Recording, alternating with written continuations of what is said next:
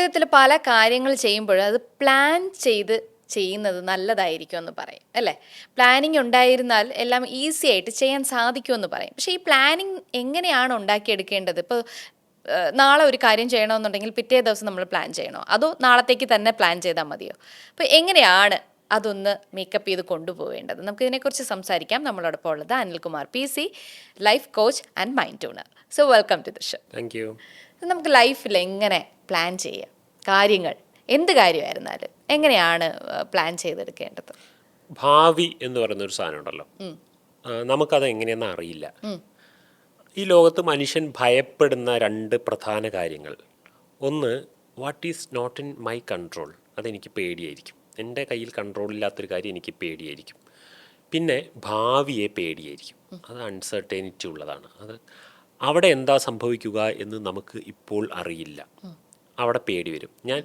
നമ്മുടെ കയ്യിൽ കൺട്രോൾ ഇല്ലാത്തതിൻ്റെ പേരിൽ നമുക്ക് പേടിയുണ്ടാവും. ഇതിനൊരു എക്സാമ്പിൾ തരട്ടെ. അനീഷ 100 km/h ഏതോ ഒരു വലിയ ഹൈവേയിലൂടെ വണ്ടി ഓടിച്ചു പോവുക, കാർ ഓടിച്ചു പോവാണ്. കൂടെ ഒരാൾ ഇരിക്കുന്നുണ്ട്.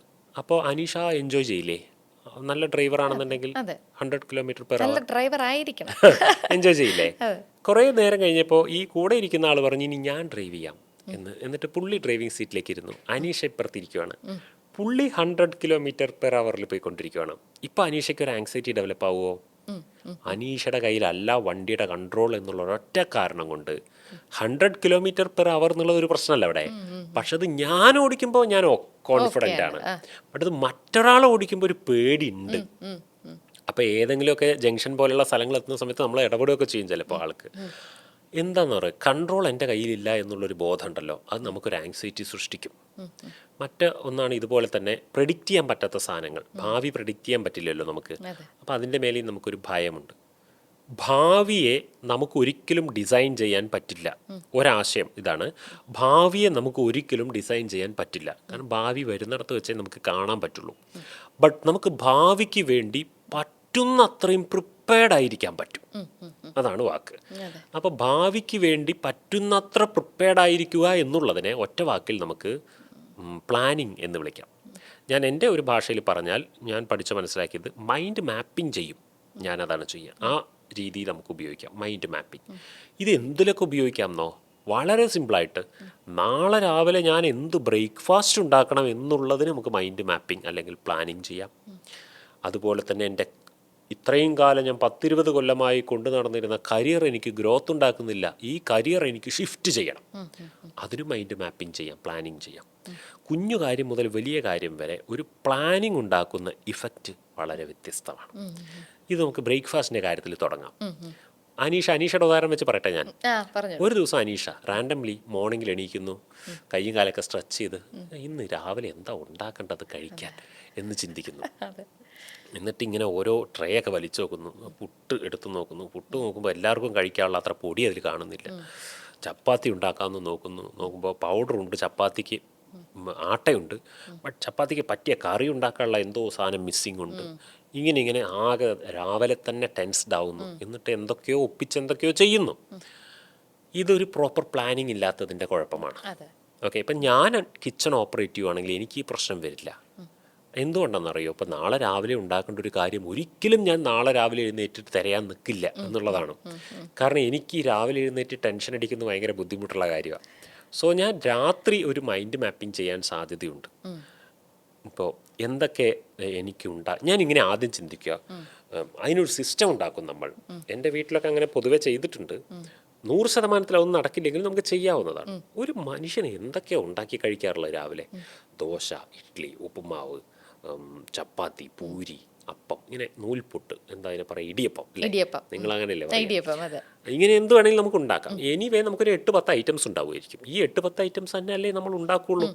അപ്പം നമ്മൾ ഇതിന് ഒരു തിങ്കളാഴ്ച നമുക്ക് എല്ലാവർക്കും ദോശ കഴിക്കാം, ചൊവ്വാഴ്ച നമുക്ക് എല്ലാവർക്കും ചപ്പാത്തി കഴിക്കാം, ബുധനാഴ്ച നമുക്ക് എല്ലാവർക്കും പൂരി കഴിക്കാം. ഇങ്ങനെ ഒരു ചാർട്ട് ഉണ്ടാക്കിയാൽ തന്നെ നമ്മൾ എത്ര ടെൻഷൻ ഫ്രീ ആയിരിക്കും. ഇത് കറക്റ്റ് റൊട്ടേറ്റ് ആയി വന്നോളില്ലേ. തിങ്കളാഴ്ച വന്ന ദോശ ഡേ ആണ്, നമുക്ക് എല്ലാം അറിയാം ദോശ ഡേ ആണെന്ന്. സോ സൺഡേ തന്നെ നമ്മൾ ദോശ മാവ് ഉണ്ടോ എന്ന് ഉറപ്പ് വരുത്തിയിരിക്കും. അതിന് ചമ്മന്തിയാണോ അതിന് ചട്നിയാണോ ആയിരിക്കുന്നെങ്കിൽ തേങ്ങ ഉണ്ടോ എന്ന് ഉറപ്പ് വരുത്തിയിരിക്കും. വേണമെങ്കിൽ നമുക്ക് തലേ ദിവസം തന്നെ ആ തേങ്ങയൊക്കെ ഒന്ന് ചിരവി വയ്ക്കാം, ഫ്രിഡ്ജിലൊക്കെ വയ്ക്കാം. അപ്പോൾ അവിടെ ഒരു പ്ലാനിങ് നടക്കൂലേ. ടെൻഷൻ ഫ്രീ ആവാനുള്ള ഏറ്റവും എളുപ്പമുള്ളൊരു വഴിയാണ് നമ്മുടെ കിച്ചൺ പ്ലാൻ ചെയ്യുക എന്നുള്ളത്.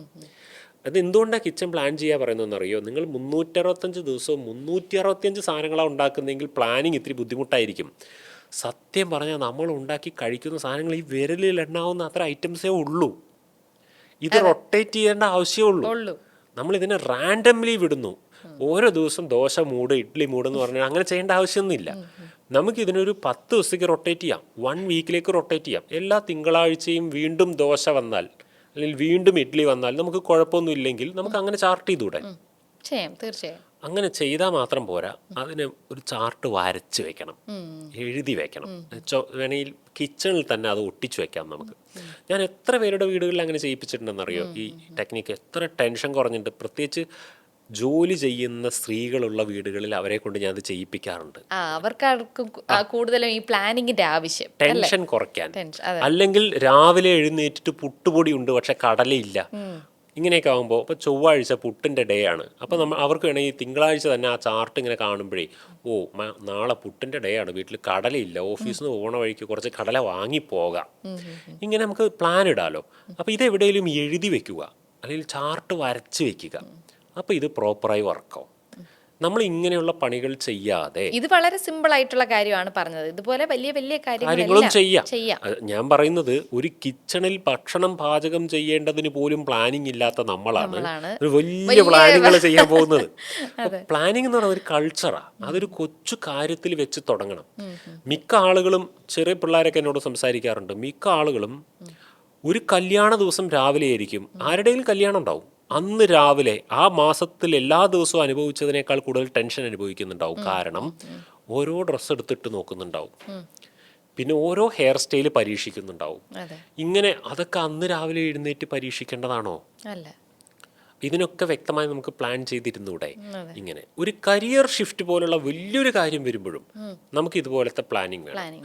മിക്ക ആളുകളും ഒരു കരിയർ അയാൾക്ക് ചിലപ്പോൾ എന്തെങ്കിലും ഫിനാൻഷ്യൽ ഗ്രോത്ത് ഉണ്ടാക്കുന്നുണ്ടാവില്ല, അല്ലെങ്കിൽ ഒരുപാട് സ്ട്രെസ് ഉണ്ടാക്കുന്നുണ്ടാവും, പല കാരണങ്ങളുണ്ടാവാം. അപ്പോൾ ആ കരിയർ സ്റ്റോപ്പ് ചെയ്യണം. ഒറ്റ സ്റ്റോപ്പ് ചെയ്യല, എന്നിട്ട് വേറെ എന്താ കരിയർ എന്ന് പറഞ്ഞിട്ട് ഇങ്ങനെ നടക്കുന്നുണ്ടാവും. രണ്ടും ഇല്ലാത്ത അവസ്ഥ. ഞാൻ എപ്പോഴും ഇതിനെ ഈ ഒരു ട്രാൻസിഷൻ കൊടുക്കാൻ പറയാറുണ്ട്. ആ കരിയർ ഉടനെ സ്റ്റോപ്പ് ചെയ്യരുത്.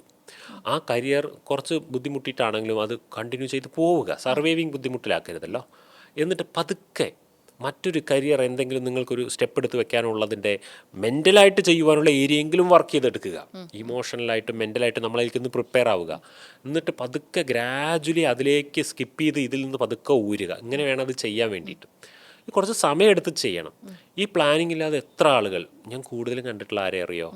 ഈ GCC കൺട്രീസ് എന്നൊക്കെ കുറ്റിയും പറിച്ച് നാട്ടിലേക്ക് അങ്ങോട്ട് വരും. നാട്ടിൽ പോയിട്ട് ഇനി എന്തെങ്കിലും ഒരു ബിസിനസ് തുടങ്ങണം, മതി പ്രവാസ ജീവിതം. എന്താ നാട്ടിൽ വന്നിട്ട് തുടങ്ങാൻ പോകുന്നത്? ഒരു പിടിയില്ല. നാട്ടിൽ വന്ന ശേഷമാണ് ഈ പ്ലാനിങ് തുടങ്ങുന്നത്. അപ്പോൾ വർഷങ്ങൾ അവരുടെ പെൻഡിങ് ആവും. ഇത് വരുമാനമില്ലാത്ത വർഷങ്ങൾ പോകും, കയ്യിലുള്ള എമൗണ്ടൊക്കെ തീരും. ഈ ബുദ്ധിമുട്ടൊക്കെ ഉണ്ടാവുന്നതിന് പകരം അവിടെ ഇരുന്നു കൊണ്ട് തന്നെ, ആ ജോലി ചെയ്തുകൊണ്ട് തന്നെ ഇവിടെ ചെയ്യാവുന്ന പരമാവധി പ്ലാനിങ് കഴിഞ്ഞിട്ട് ഇങ്ങോട്ട് വന്നൂടെ? ഇതാണ് പ്ലാനിങ്ങിൻ്റെ ഗുണം. എന്നാൽ പ്ലാനിങ് നമുക്ക് 2 തരത്തിൽ ചെയ്യാൻ പറ്റും. ഒന്ന്, നമ്മൾക്ക് ഭാഷ ഉപയോഗിച്ച് ചിന്തിച്ചുകൊണ്ട് പ്ലാൻ ഇടാം. പിന്നെ ചിത്രം ഉപയോഗിച്ച് ചിന്തിച്ചുകൊണ്ട് പ്ലാൻ ഇടാം. ഭാഷ ഉപയോഗിച്ചും ചിന്തിക്കാം, ചിത്രം ഉപയോഗിച്ചും ചിന്തിക്കാം. നമ്മുടെ ഉപബോധ മനസ്സ് കൂടുതൽ കാര്യങ്ങളെ ഗൗരവപൂർവ്വം കാണുന്നതേ ചിത്രം ഉപയോഗിച്ച് ചിന്തിക്കുമ്പോഴാണ്. ഓക്കെ, ചിത്രം കാണുമ്പോഴാണ് നമ്മൾ, അതാണ് കൂടുതൽ നമ്മൾ ബ്രെയിനിൽ സ്റ്റോർ ചെയ്യുന്നത്. ഞാനൊരു കാര്യം അനീഷയ്ക്ക് പറഞ്ഞു തരുമ്പോൾ അനീഷയ്ക്ക് അതിനെ ഇമാജിനേഷൻ ചെയ്യാൻ പറ്റുന്നുണ്ടെങ്കിൽ അനീഷയ്ക്ക് അത് സ്റ്റോർ ചെയ്യാൻ കപ്പാസിറ്റി കൂടുതലായിരിക്കും. അനീഷയ്ക്ക് ഇമാജിനേഷൻ ചെയ്യാൻ പറ്റാത്തൊരു കാര്യം സ്റ്റോർ ചെയ്യാൻ ഇത്തിരി ബുദ്ധിമുട്ടായിരിക്കും.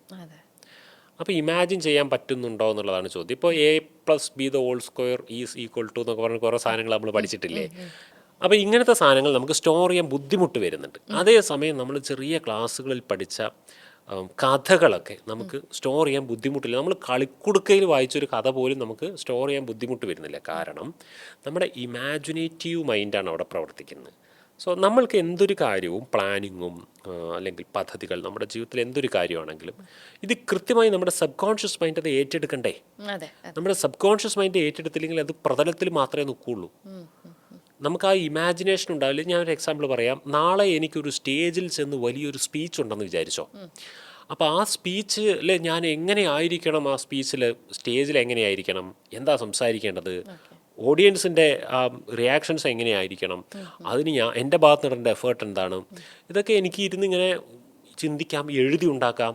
ബട്ട് അതിനേക്കാൾ നല്ലൊരു ഐഡിയ അതിനേക്കാൾ നല്ലൊരു ഐഡിയ എന്താ അറിയോ, ഞാനൊന്ന് കണ്ണടച്ചിരിക്കുക. എന്നിട്ട് ഞാൻ നാളെ എൻട്രി ചെയ്യാൻ പോകുന്ന സ്റ്റേജിന് 100% മനസ്സിലൊന്ന് കാണുക. ആ ആരവം, ആ ജനങ്ങളുടെ നോയ്സ്, അവിടെ ഒരു ക്രൗഡ് നോയ്സ് ഉണ്ടാവുമല്ലോ, അത് കേൾക്കാൻ ശ്രമിക്കുക. ആ സ്റ്റേജിൽ ആ ഒരു ഹാളിൻ്റെ എക്കോയോടുകൂടി ഞാൻ സംസാരിക്കുന്നത് ഫീൽ ചെയ്യാൻ ശ്രമിക്കുക. ഞാൻ സംസാരിക്കുന്ന സബ്ജക്റ്റുകളിലൂടെ ഒന്ന് പോവുക. എൻ്റെ മുന്നിലിരിക്കുന്ന ഓഡിയൻസിൻ്റെ ഫേസ് എക്സ്പ്രഷൻസിനെ ഞാനൊന്ന് കാണാം. ഒരു ക്രൗഡിന് മുന്നിൽ ഞാനിങ്ങനെ നിൽക്കുമ്പോൾ ഉണ്ടാകുന്ന എൻ്റെ ഫീൽ എന്തായിരിക്കും എന്നൊന്ന് ഫീൽ ചെയ്ത് നോക്കുക. ഇങ്ങനെ ഒരു ഇമാജിനേഷൻ നമുക്ക് ചെയ്യാൻ പറ്റുമെങ്കിൽ, ഈ നാളെ എന്തായാലും ഞാൻ സംസാരിക്കാൻ പോവുകയാണ് സ്റ്റേജിൽ. അപ്പോൾ എൻ്റെ മൈൻഡ് ഓൾറെഡി ആ സംഭവം ഉണ്ടായ പോലെ ഒരു ഫീലിംഗ് ഉണ്ടാക്കി അവിടെ. അപ്പോൾ ആ ഒരു ഇൻസിഡൻറ്റിനോട് എനിക്കൊരു ഫെമിലിയാരിറ്റി വരും. നാളെ സ്റ്റേജിൽ ഞാൻ കയറുന്ന സമയത്ത് എനിക്കവിടെ ആക്ച്വലി 60% നെർവസ് ആവേണ്ട ഒരാളായിരുന്നു എങ്കിൽ 40% ചുരുങ്ങിയിട്ടുണ്ടാവും. ഒരു ഇൻ്റർവ്യൂവിന് പോകുമ്പോൾ ഞാൻ ഈയിടെ എൻ്റെ അടുത്ത് വന്നൊരു മെൻറ്റർഷിപ്പ് എടുക്കാൻ വന്നൊരു പയ്യന് കൊടുത്തൊരു ഐഡിയ ഉണ്ടായിരുന്നു. അവൻ ഇൻ്റർവ്യൂവിന് പോയി കഴിഞ്ഞാൽ, വീട്ടിലൊക്കെ എല്ലാം പ്രിപ്പയർഡ് ഓക്കെയാണ്, ഇൻ്റർവ്യൂവിന് പോയി കഴിഞ്ഞാൽ, ഇൻ്റർവ്യൂ ഡെസ്കിൽ പോയിരുന്നാൽ അതവന് ക്രാക്ക് ചെയ്യാൻ പറ്റില്ല. അവിടെ അവൻ നെർവസ് ആവും. ഒരു ജോലിക്കും അതിനെ കൊണ്ട് കയറാൻ പറ്റുന്നില്ല. ഞാൻ അവന് കൊടുത്തൊരു ഐഡിയ എന്തായിരുന്നു എന്നറിയോ, അവനോടൊരു 15 ഇൻ്റർവ്യൂവിന് ജോലി വേണ്ടാതെ പോകാൻ പറഞ്ഞു. അതായത് നിനക്ക് ജോലി കിട്ടിയാലും നീ എടുക്കരുത്, അവിടെ നിന്ന് ജോലി കിട്ടിയാലും എടുക്കരുത്, നീ ഇഷ്ടപ്പെടുന്ന ഒരു കമ്പനിയിൽ ചൂസ് ചെയ്ത് പോകണ്ട. ഏതെങ്കിലുമൊക്കെ കമ്പനിയുടെ ഏതെങ്കിലുമൊക്കെ പരസ്യം കാണുമ്പോൾ പോവുക. നിൻ്റെ ഉദ്ദേശം ഇത്ര മാത്രമാണ്, 15 തവണ നീ ഇൻ്റർവ്യൂവിന് പോകണം. ഈ 15 തവണയും നിനക്ക് ജോലി കിട്ടിയാൽ പോലും അത് വേണ്ടാന്ന് പറയണം. എന്നിട്ട് വീണ്ടും ഇൻ്റർവ്യൂവിന് പോകണം. ഇങ്ങനെ 15 തവണത്തെ പ്രാക്ടീസ് കഴിഞ്ഞാൽ നീ ഉദ്ദേശിക്കുന്ന ആ ഒരു നല്ല കമ്പനിയിലെ ഇൻ്റർവ്യൂവിന് പോകണം. അപ്പോഴേക്കും നിനക്ക് ഇൻ്റർവ്യൂ ഉണ്ടാക്കുന്ന നെർവസ്നെസ് ഉണ്ടല്ലോ, അത് കുറഞ്ഞിട്ടുണ്ടാവും. ഇൻ്റർവ്യൂ ഹാളും കോട്ടും സൂട്ടിട്ട മനുഷ്യന്മാരും ക്വസ്റ്റ്യൻസും ഒക്കെ ഫെമിലിയർ ആയിട്ടുണ്ടാവും. സോ ഫെമിലിയാരിറ്റി ഉണ്ടായിട്ടുണ്ടാവും. ഓരോ തവണ ഇൻ്റർവ്യൂവിന് പോകുന്നതിന് മുൻപ് തലേ ദിവസം തന്നെ ഇരുന്നിട്ട് ഒന്ന് ഇമാജിൻ ചെയ്യണം, ആ ഇൻ്റർവ്യൂ റൂം എങ്ങനെ ഉണ്ടായിരിക്കും എന്നുള്ളത്. ഇങ്ങനെ നമ്മൾ മൈൻഡ് കൊണ്ട് നമ്മൾക്ക് നടക്കാൻ പോകുന്ന സംഭവങ്ങളെ ഒന്ന് നേരത്തെ കൂട്ടി കണ്ടിട്ട് ആ കണ്ടതിനെ റിയാലിറ്റിയിലേക്ക് കൊണ്ടുവരാൻ ശ്രമിക്കുക. It's A type of manifestation. ഈ മാനിഫെസ്റ്റേഷൻ കോച്ചുകൾ പറയുന്ന മാനിഫെസ്റ്റേഷൻ അല്ല, this is A scientific manifestation. ഇത് സിമ്പിളായിട്ട് മനസ്സിലാവുക എങ്ങനെയാണെന്നറിയോ, ഒരു സിനിമാ സംവിധായകൻ പേപ്പറിൽ എഴുതി വെച്ചിരിക്കുന്ന ഒരു എഴുത്തിലുള്ള കഥയെ ഒരു സിനിമയാക്കി മാറ്റുന്നില്ലേ. അപ്പോൾ ഈ സിനിമ നമ്മൾ കാണുന്നത് ഷൂട്ട് ചെയ്ത് എഡിറ്റ് ചെയ്ത് പുറത്തിറങ്ങിയ സിനിമയാണ്. സിനിമാ സംവിധായകൻ ഈ സിനിമ കണ്ടിട്ടുണ്ടാവും ആദ്യം എവിടെയായിരിക്കും, മനസ്സിലാ സിനിമ സീന് കണ്ടിട്ടല്ലേ അതിൻ്റെ ബാക്ക്ഗ്രൗണ്ട് ഇങ്ങനെയായിരിക്കണം, മറ്റേടത്ത് ഇങ്ങനെ ആളുകൾ ഉണ്ടായിരിക്കണം, ഇവിടെ നിന്നാണ് നായകൻ കയറി വരേണ്ടത്, ഇവിടെയാണ് ബോംബ് വന്ന് വേണ്ടത്, എല്ലാം അദ്ദേഹം തീരുമാനിക്കുന്നുണ്ടാവുക. സോ അദ്ദേഹം മനസ്സിൽ കണ്ട സിനിമയാണ് ചിത്രീകരിച്ച് തരുന്നത്. ഒരു കാര്യം ചോദിക്കട്ടെ, അദ്ദേഹം മനസ്സിൽ കണ്ട സിനിമ 100% അതേപോലെ ചിത്രീകരിക്കാൻ അയാൾക്ക് പറ്റിയിട്ടുണ്ടാവുമോ? പറ്റില്ല. ഒരു ശതമാനം കുറവുണ്ടാവും. ഈ ബാഹുബലിയൊക്കെ സംവിധാനം ചെയ്ത രാജമൗലി പറയുണ്ടായിരുന്നു, മനസ്സിൽ കണ്ട ആ ഒരു പൂർണ്ണത ഒരിക്കലും നമുക്ക് സിനിമയിൽ കൊണ്ടുവരാൻ പറ്റില്ല. മനസ്സിൽ എന്തും കാണാമല്ലോ, സാങ്കേതികമായി കുറെ പരിമിതി ഇല്ലേ ഇത് കൊണ്ടുവരാൻ. സോ പക്ഷേ മനസ്സിൽ കാണുമ്പോൾ നമ്മൾ 100% കാണണം, എന്നാലേ അതൊരു 60%-ലേക്ക് നമുക്ക് ചെയ്തെടുക്കാൻ പറ്റും. ഇങ്ങനെ നമ്മൾ ചെയ്യാൻ പോകുന്ന ഓരോ കാര്യങ്ങളെയും ഒരു 5 മിനിറ്റ് 10 മിനിറ്റെങ്കിലും വൃത്തിയായിട്ട് മനസ്സിനകത്ത് കാണാൻ നമ്മൾ പഠിച്ചു കഴിഞ്ഞാൽ അത് പ്രാക്ടിക്കലി ഇംപ്ലിമെൻ്റ് ചെയ്യാൻ പോകുന്നിടത്ത് നമുക്കൊരു ക്ലാരിറ്റി വരും. ആകെ കാര്യം എത്രയേ ഉള്ളൂ കേട്ടോ, നമ്മുടെ ബ്രെയിനിന് പ്രസ്തുത സബ്ജക്റ്റുമായിട്ട് ഒരു ഇമാജിനറി വേൾഡിൽ നിന്ന് കിട്ടിയ ഇൻഫർമേഷൻ വെച്ച് ഒരു ഫെമിലിയാരിറ്റി ഉണ്ടായിട്ടുണ്ടാവും. ആ ഫെമിലിയർ ആയതുകൊണ്ട് നമ്മുടെ മൈൻഡ് ആ കാര്യത്തെ റിയലി ഇടപെടേണ്ടി വരുന്ന സമയത്ത് അതിനോട് ഇടപെടുമ്പോൾ വലിയ നെർവസ് ആവില്ല. ഐ നോ ദിസ്, എനിക്കിത് പണ്ടേ അറിയാം, ഞാൻ ഇന്നലെ ഇത് കണ്ടിട്ടുണ്ട്. അങ്ങനെ ഞാൻ എൻ്റെ പ്രോഗ്രാംസ് ഒക്കെ നടക്കുന്ന സ്ഥലങ്ങളിലെ ആ ഹാളും മുമ്പൊക്കെ ആ ഹാളും ആ സ്റ്റേജും ഒക്കെ നേരത്തെ പോയി കാണും. എന്നിട്ട് ഞാൻ എൻ്റെ വീട്ടിലിരുന്ന് ഇമാജിൻ ചെയ്യും ആ ഹാളും ആ സ്റ്റേജും ഞാൻ പ്രോഗ്രാം നടത്തുന്ന ദിവസം എങ്ങനെയായിരിക്കും എന്നുള്ളത് ഞാൻ ഇമാജിൻ ചെയ്യും. ഇന്നൊക്കെ എനിക്കത് കാണാതെ തന്നെ അത് ചെയ്യാൻ പറ്റും. ഇങ്ങനത്തെ പ്ലാനുകൾ നമ്മൾ ചെയ്യുമ്പോൾ നമ്മുടെ മൈൻഡ് കൃത്യമായിട്ട് അലൈൻഡ് ആയിട്ട് പ്രവർത്തിക്കും. ഇതാണ് the power of imagination. Okay, അപ്പോൾ ഇമാജിനേഷനെ കുറിച്ച്, ഇമാജിനേഷൻ എങ്ങനെ നമ്മുടെ മനസ്സ് എങ്ങനെ പ്ലാൻ ചെയ്യാം എന്നതിനെ കുറിച്ചായിരുന്നു സംസാരിച്ചത്. ഒരു പ്ലാനിങ് ഉണ്ടായിരുന്നാൽ ജീവിതം വളരെ സ്മൂത്തായിട്ട് കൊണ്ടുപോകാം അല്ലേ. എനിവേ, മറ്റൊരു സബ്ജക്റ്റുമായിട്ട് വീണ്ടും എത്താം. അതുവരേക്കും നന്ദി. Thank you.